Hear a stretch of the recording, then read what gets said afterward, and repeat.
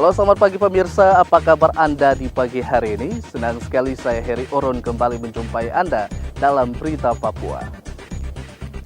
Sejumlah informasi dan berita aktual telah kami sajikan dalam tim redaksi kami. Berikut 3 berita utama yang akan kami sajikan untuk Anda.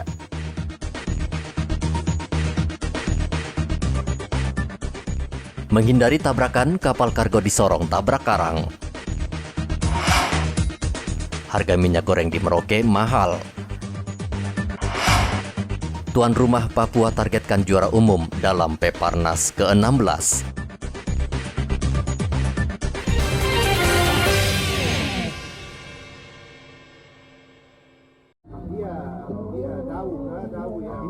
Kapal kargo ini masih terjebak di Pulau Dovior, Kota Sorong.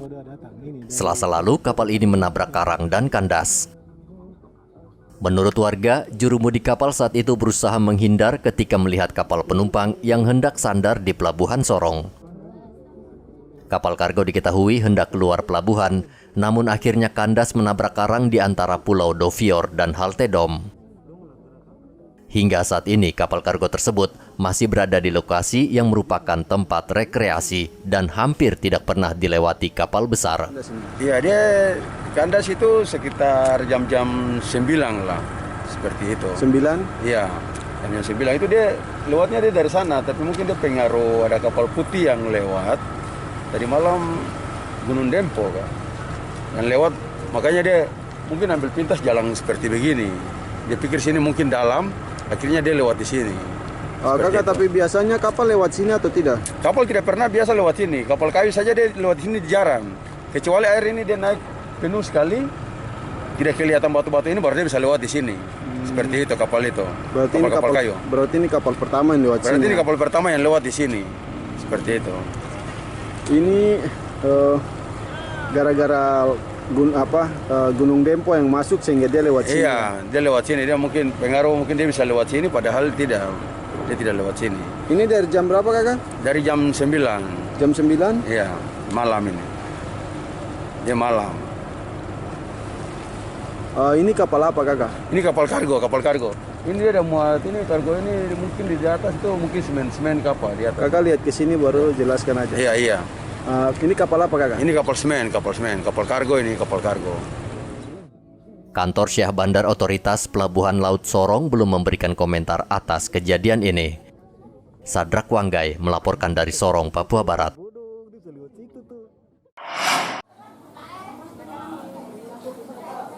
Sebulan ini harga minyak goreng di Pasar Wamanggu Merauke terus naik. Sebelumnya harga minyak goreng Rp12.000 per liter, kini naik hampir 2 kali lipat menjadi Rp22.000 per liter. Kenaikan ini membuat pusing konsumen dan juga pedagang. Kenaikan tidak hanya terjadi pada minyak goreng curah, namun juga minyak goreng kemasan. Awal-awal lalu masih harga 12,5 atau sampai 11,5. Nah, untuk yang akhir-akhir bulan ini sekitar 18, nggak tahu lagi nanti yang masuk lagi sekitar 22 lebih. Itu kemungkinannya akan naik ini, Mas? Iya, beritanya di Jawa karena sekarang melambung juga. Karena banyak yang nggak berani belanja karena selalu tinggi. Ya pengaruh karena istilahnya biaya operasional kontainer dan transportasinya itu akan naik. Jadi setiap bulan ini, setiap 2 minggu sekali naik ya? Ya, bisa dipastikan 3 minggu sekali lah. Naik ya? Setiap kapal datang. Nah, sekarang sudah 22.000 ya per liternya ya? Ya, antara itu. Nah, kemungkinannya untuk perkiraannya apa masih naik nantinya? Kayaknya sih ya kita nggak bisa pastikan itu dari bahan produknya sana. Oh, gitu ya. Kita nggak bisa pastikan karena yang bikin kenaikan kan dari perusahaan. Tapi tetap ada ya, artinya nggak kosong Iya, ya? tetap ada, tapi agak mahal. Sekarang harga minyak goreng sampai berapa per liternya? 22 per 22 ya? liter. Iya, tadinya berapa? Tadinya 18. Itu naik terus ya? Iya. Setiap berapa hari dia naiknya? Berapa? 2 hari. 2 minggu ya? Iya, 2 minggu. 2 minggu naik terus ya? Iya. Ini bakal naik lagi, Pak? Kayak makin naik lagi. Makin naik lagi ya? Pedagang memperkirakan harga masih akan terus bergerak naik karena minyak goreng dipasok dari pedagang di Jawa. Selain itu, pedagang juga mengeluhkan biaya transportasi kontainer yang mahal sehingga ikut mendongkrak harga barang. Muhammad Ridwan melaporkan dari Merauke, Papua. Pedagang masih menyingkirkan puing-puing sisa kebakaran yang meludeskan Pasar Wosi, Manokwari, Papua Barat. Wosi merupakan pasar tradisional terbesar di Manokwari. Pasca kebakaran Senin lalu, pedagang masih diliputi ketidakpastian apakah akan berjualan kembali di pasar ini. Bupati Hermus Indau Rabu kemarin meninjau pasar dan berdialog dengan sejumlah pedagang. Tidak dipungkiri, pasar Wosi belakangan semrawut dan kumuh karena banyak bangunan liar. Pemda Manokwari berencana menertibkan seluruh bangunan liar tersebut dan membangun serta menata kembali pasar Wosi menjadi pasar yang modern. Paling penting adalah kita ingin menata kawasan pasar Wosi ini jauh lebih baik lagi. Kejadian yang hari ini menjadi pembelajaran bagi kita bahwa terjadi kesemrawutan yang luar biasa di pasar ini. Karena ini semua milik pemerintah daerah. Tapi banyak pedagang yang memanfaatkan ruang di sini untuk membangun bangunan liar untuk fasilitas perdagangan mereka tanpa mengikuti arahan pemerintah. Banyak pedagang kita yang memindahkan rumah mereka tinggal di pasar sini, lalu kemudian menyebabkan kejadian kebakaran seperti yang tadi malam. Nah, karena itu saya kira ini kesempatan bagi kita untuk kita membenahi pasar Wosi secara keseluruhan. Kita akan membenahi pasar Wosi secara keseluruhan tanpa mengorbankan nasib dari para pedagang kita. Yang jelas pemerintah akan berbuat yang terbaik untuk semua pedagang pasar yang ada di pasar Wosi. Kita akan mendata ulang semua para pedagang kita yang menjadi korban dari kebakaran yang terjadi tadi malam. Lalu kawasan ini kita bersihkan dulu. Kita bersihkan, lalu kemudian kita rencanakan untuk bangunan baru sesuai dengan kebutuhan para pedagang. Saat ini Pemda Manokwari tengah mendata para pedagang yang menjadi korban kebakaran. Polda Papua Barat juga masih menyelidiki penyebab kebakaran. Kapolda Papua Barat Irjen Tornagogo Sihombing mengatakan tim Inavis belum mengolah TKP karena menunggu api benar-benar padam. Sengaja untuk datang langsung ke TKP ini ya untuk meyakinkan bahwa apa persoalan utama ataupun masalah yang memang akhirnya terjadi kebakaran. Jadi memang secara saintifik kita juga memang masih menunggu situasi yang reda dulu ya, semuanya sudah padam dulu. Kalau sudah padam nanti baru dari tim Inavis kami, dari tim Ijen kami untuk turun dan menyisir kemungkinan ada lokasi api pertama terjadi ya dah, lokasi api pertama terjadi. Kalau si keterangan saksi sih ujung sana dekat tiang listrik, tapi kita lihat nanti karena itu kan kios kosong di situ kan, kita apakah memang itu cost renting atau memang ada sampah yang terbakar sehingga dan waktu itu juga memang kemarin anginnya juga keras ya, jadi sehingga itu melahap semua kios, ada beberapa kios. Nah untuk itu saya sudah memberikan atensi kepada para penyidik dalam hal Kapolres juga, Kapolres Manokwari untuk betul-betul yakinkan bahwa penyebab kebakaran itu bisa kita temukan karena apa. Ya. Kebakaran Pasar Wosi berasal dari salah satu lapak, lalu membesar dan melumat seluruh lapak serta kios di pasar yang sebagian besar terbuat dari kayu. James Aisoki melaporkan dari Manokwari, Papua Barat.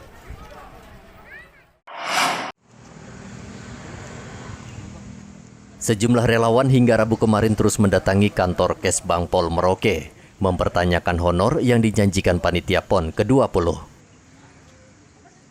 Mereka terus memantau dan mengecek perkembangan. Sementara panitia masih bekerja keras mendata relawan yang berjumlah hampir 2.000 orang. Salah satu relawan, Justus, berharap panitia segera mencairkan honor mereka karena PON sudah hampir 2 pekan selesai. Kesbang ini tiap hari kah? Iya, tiap hari. Dalam rangka apa? Relawan. Mau cek apanya? Cek Honor itu? honor. Honor ya? Sudah berapa lama belum dapat ini? Sudah 20 hari. 20 hari ini ya. Justus, itu berapa memang dijanjikan satu harinya? 300. 300 selama berapa hari kerjanya itu? 20 hari. 20 hari. Nah, sudah tanya di kantor Kesbang ini? Tahu.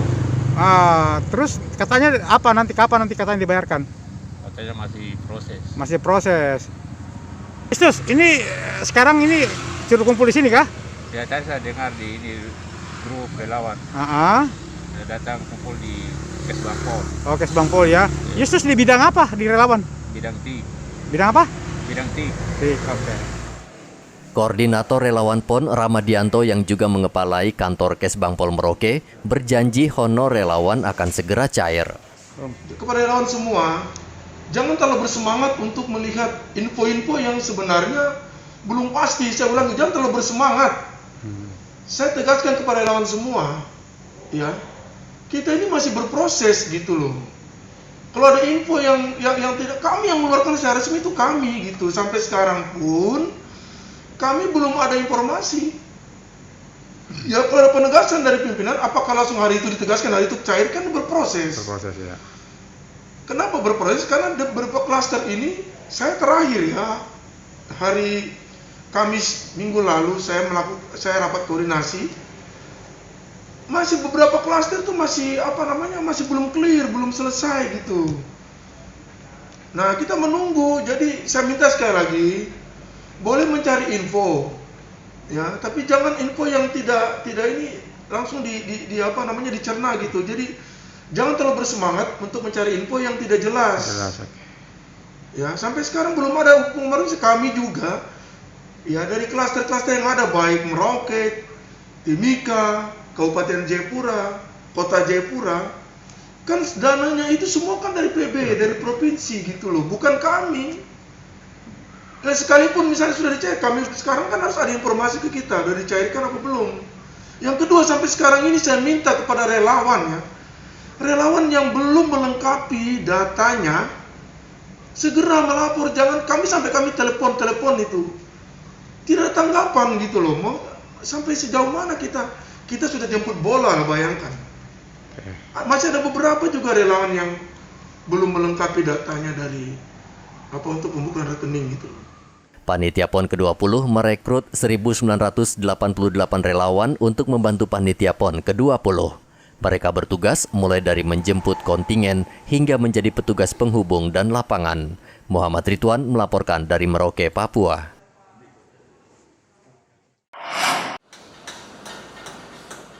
Panitia Besar Pekan Paralimpik Nasional ke-16 telah menyiapkan 24 hotel di Jayapura dan Kabupaten Jayapura untuk tempat menginap anggota kontingen. Seluruh hotel dilengkapi fasilitas khusus bagi atlet penyandang disabilitas, seperti jalur khusus kursi roda serta toilet ramah difabel. Ketua Perhimpunan Hotel dan Restoran Indonesia (PHRI) Papua, Syahrir Hasan, mengatakan mulai dari lobi hingga kamar menginap sudah dilengkapi fasilitas dan kemudahan yang disesuaikan untuk atlet. Mensukseskan Pepernas yang telah kita lalui dengan suksesnya PON, ya, sukses penyelenggara, sukses prestasi, dan sukses ekonomi. Kita mengharapkan juga ini lewat Pepernas ini kepercayaan pemerintah pusat terhadap Papua sangat luar biasa. Bahwa ini saya katakan luar biasa, bahwa walaupun kita dengan segala kekurangan-kekurangan, tapi semangat sebagai putra Papua, masyarakat Papua sangat antusias menyambut ini, dan kami sendiri dari pihak perhotelan ya, sudah sangat baik koordinasinya antara PB PON lewat Peparnas dan pihak perhotelan, khususnya sebagai ketua PRI Papua ini ada 24 hotel. Kita mengharapkan semua lewat Peparnas ini peserta yang terdiri dari 12 cabur yang dilaksanakan oleh di Kota Jayapura dan Kabupaten Jayapura, bahwa semua atlet dan ofisial itu semua tinggal di hotel. Bahwa dengan jumlah peserta yang tidak terlalu banyak, kami dari pihak perhotelan lebih mempersiapkan lagi, khususnya kepada saudara kita disabel ya. Difabel ya, bahwa betul-betul hotel yang kita setelah pernah kita koordinasi dengan pihak PB ada penambahan kebutuhan khusus, artinya dengan segala kekurangan mereka, tapi dalam hal pelayanan kita sempurnakan, bahwa ada penambahan RAM, baik pada saat masuk di hotel, masuk di lift, masuk di dalam kamar. Di dalam kamar itu pun juga ada penambahan RAM. Artinya pada saat dia mandi kita akan ada penambahan kursi. Ya, kursi ini pada saat dia mandi mungkin dia gunakan. Begitu pun di tempat tidur kita siapkan untuk tangga-tangga lagi untuk dia naik ya. Khususnya yang betul-betul dengan segala kekurangannya, tapi dalam hal dari pihak perhotelan sendiri sangat menyiapkan, terutama penambahan RAM tadi. Jadi mulai dari turun dari mobil sampai masuk di lift sampai masuk di kamar itu dari pihak perhotelan sudah siapkan semua. Dengan catatan bahwa mereka ini datang di Papua ini betul-betul merasa terlayani, dan saya mengharapkan lewat Pepernas ini tidak kalah sukses dengan PON 2021. Kalau perlu lebih semarak lagi. PHRI berharap pelaksanaan Peparnas ke-16 akan sukses seperti pelaksanaan PON ke-20 Papua. Peparnas ke-16 akan digelar 2 hingga 15 November dan diikuti sekitar 3.300 atlet dan ofisial dari 33 provinsi di Indonesia. Mereka akan berkompetisi di 12 cabang olahraga. Hendra melaporkan dari Jayapura, Papua.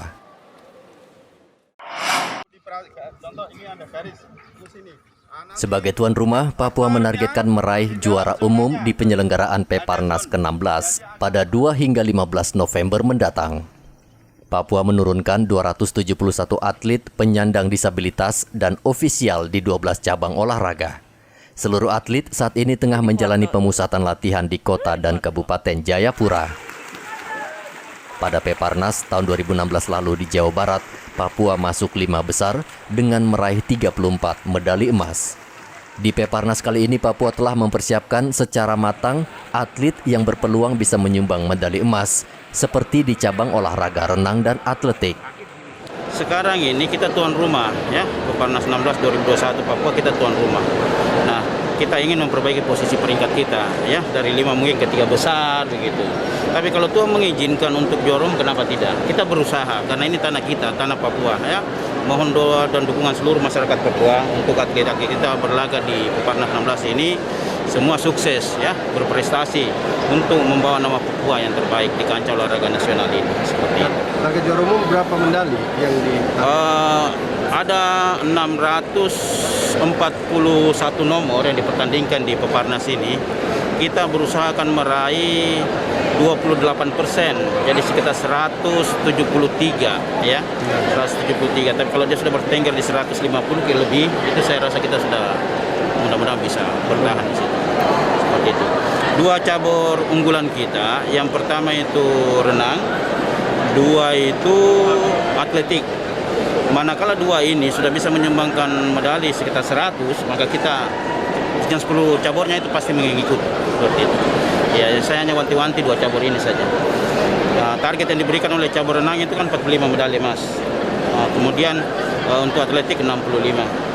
Jadi kalau kita sudah bisa meraih 2 cabur ini di jumlah tersebut, maka 10 cabang olahraga lain pasti akan mengikuti. Papua mengirim atlet terbanyak di cabang atletik yakni 65 orang. Kemudian di cabang renang sebanyak 48 atlet dan ketiga terbesar adalah catur dengan 25 pecatur. Total keseluruhan atlet yang ada 271 orang dan ofisial sekitar 100 lebih. Peparnas ke-16 akan diikuti 3.301 atlet dan ofisial dari 33 provinsi di Indonesia yang akan bertanding di 12 cabang olahraga. Hendra melaporkan dari kota Jayapura, Papua.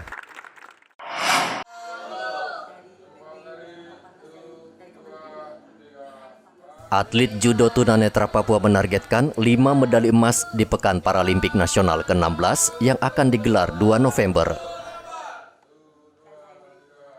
Saat ini 18 atlet judo penyandang disabilitas tengah berlatih di kota Jayapura. Mereka terdiri dari 10 atlet putra dan 8 atlet putri.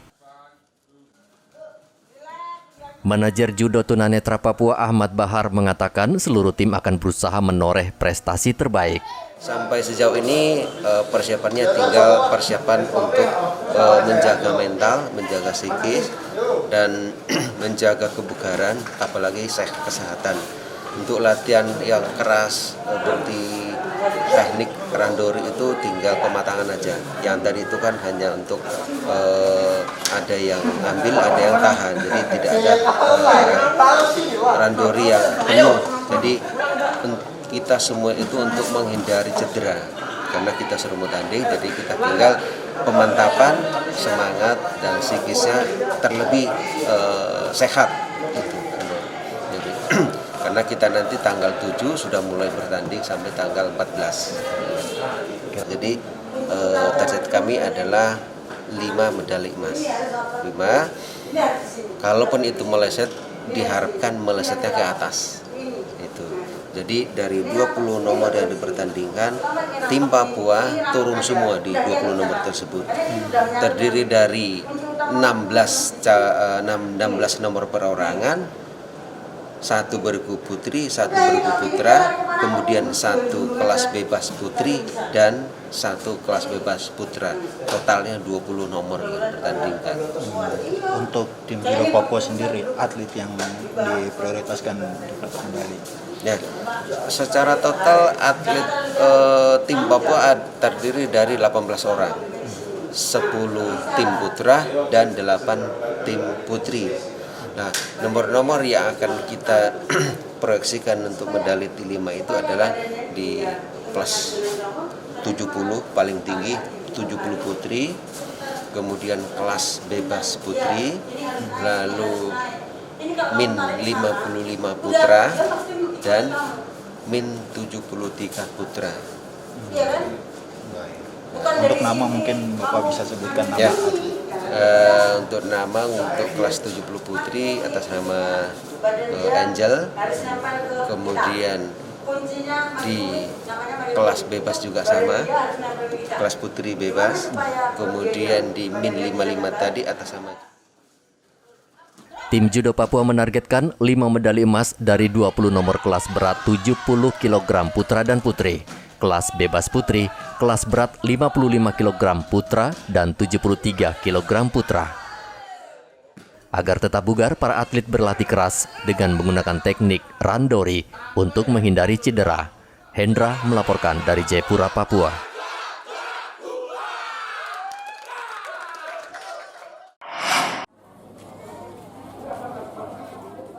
Bantuan untuk pedagang yang terdampak COVID-19 di Merauke mulai disalurkan.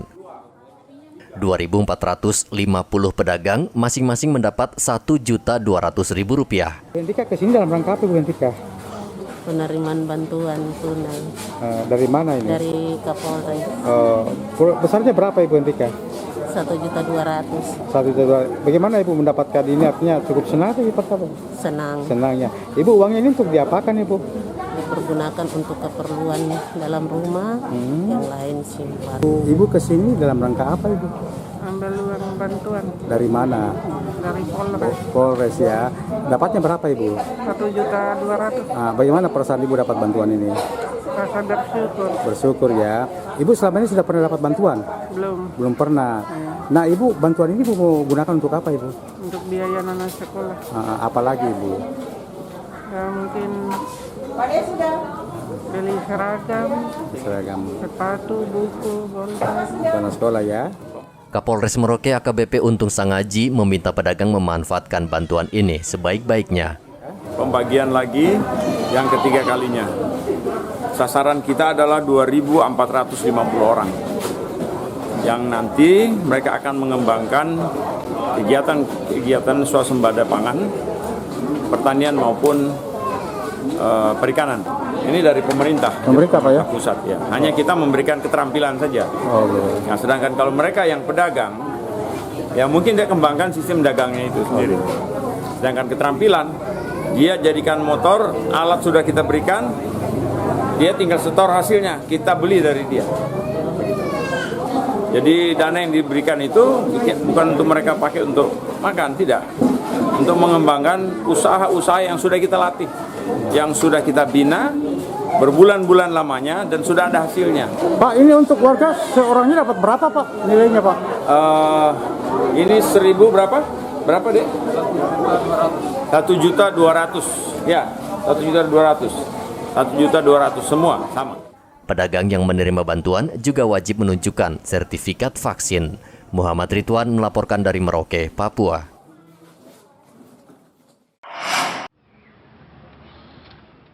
350 pedagang kaki lima di Kabupaten Mimika menerima bantuan modal usaha.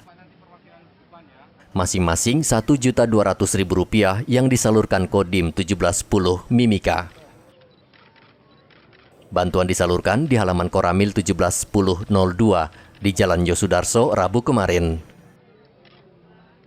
Pandemi COVID-19 menyebabkan banyak pedagang rugi karena aktivitas perdagangan dibatasi akibat penerapan PPKM. Sebagian besar pedagang senang karena pemerintah memperhatikan nasib mereka. Kiranya dana ini sangat membantu di usaha saya. Terima kasih, saya ada usaha kecil-kecilan di rumah buka kios. Uang ini bisa buat tambah-tambah modal.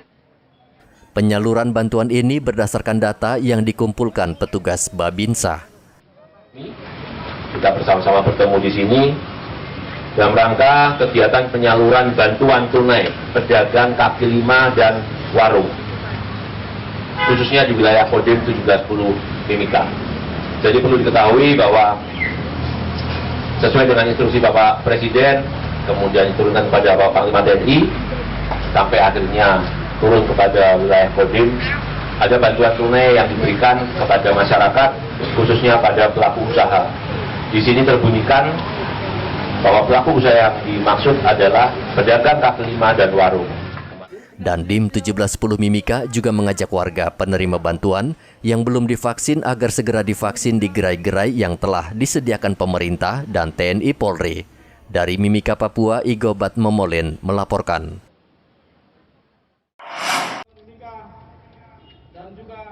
Bupati Mimika menyerahkan bantuan Rp1 miliar dari total bantuan 15 miliar untuk konferensi Sinode Gereja Kemah Injil Kingmi Setanah Papua yang akan digelar 1 hingga 6 November di Mimika. Bantuan tersebut diserahkan kepada Bupati Puncak Willem Wandik selaku Ketua Panitia Konferensi di Gereja Kingmi di Mil 32 Rabu kemarin. Bupati Omaleng mengungkapkan, bantuan tersebut akan dibagi secara merata ke seluruh bidang kepanitiaan dan diharapkan uang itu dapat dipergunakan untuk mensukseskan kegiatan gereja. Ini nilai semua itu 15 miliar. Nah, dia ada bagi di dalam, ada beberapa akomodasi, transportasi, kemudian konsumsi, dan juga pesta adat. Jadi nanti 5 miliar dan 100 ekornya itu nanti hari Minggu. Saya akan serahkan juga seperti yang hari ini terjadi. Akan begitu. Jadi semua sudah termasuk. Belum yang nanti teman-teman dari kabupaten-kabupaten bantu kami belum sebut. Ini Kabupaten Mimika dulu.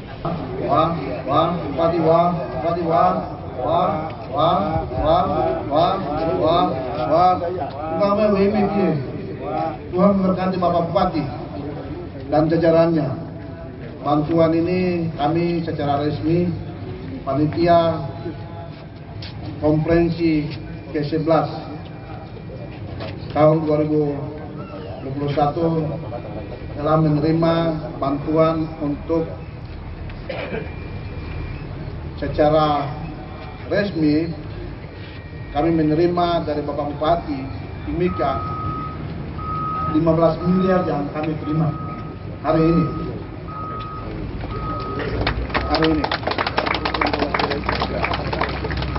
Dan 15 miliar ini kita akan terima, dan awal ini hari ini kita menerima 1,5 miliar yang kami ambil untuk kegiatan pelaksanaan bakar batu dan sayur dan segala-galanya, sehingga proses kegiatan dalam 6 hari ke depan ini dengan ada kegiatan ini akan dilaksanakan. Bantuan awal tersebut rencana akan digunakan untuk upacara bakar batu serta konsumsi para peserta konferensi Kingmi. 3.000 orang akan menghadiri konferensi Sinode Gereja Kemah Injil Kingmi.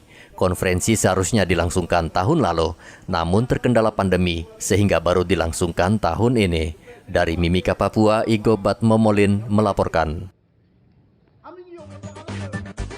Pemirsa, informasi tadi mengakhiri jumpa kita dalam Berita Papua. Saya Heri Orun mewakili seluruh kerabat kerja yang bertugas mengucapkan terima kasih atas kebersamaan Anda. Selamat pagi, selamat beraktivitas, dan wanyambe.